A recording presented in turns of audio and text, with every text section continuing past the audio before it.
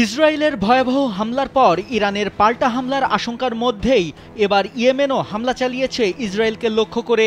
এর সঙ্গে জেরুজালেম ও পশ্চিম তীরের দক্ষিণাঞ্চলে বাজতে শুরু করেছে সতর্কতা সংকেত বা এয়ার রেইড সাইরেন। শুক্রবার ইসরায়েলের সেনাবাহিনী বলেছে যে তারা মিসাইলটি আকাশে ধ্বংস করার চেষ্টা চালাচ্ছে। আল জাজিরা শেষ খবর পাওয়া পর্যন্ত এক বিবৃতিতে ইসরায়েলি সেনাবাহিনী জানিয়েছে, ইয়েমেন থেকে ছোড়া একটি ব্যালিস্টিক মিসাইল ইসরায়েলের দিকে এসেছে।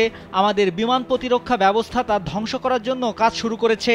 প্রত্যক্ষদর্শীরা বলছেন, জেরুজালেম ও আশপাশের এলাকায় হঠাৎ অ্যালার্ম বাজতে শুরু করে, যা সাধারণ জনগণের মধ্যে আতঙ্ক ও উৎকণ্ঠা সৃষ্টি করেছে। বিশেষজ্ঞরা বলছেন, মধ্যপ্রাচ্যে ক্রমেই ঘনাচ্ছে উত্তেজনার মেঘ। একের পর এক দেশ এই সংঘাতে জড়াচ্ছে, যা আঞ্চলিক স্থিতিশীলতার জন্য হুমকি স্বরূপ হতে পারে।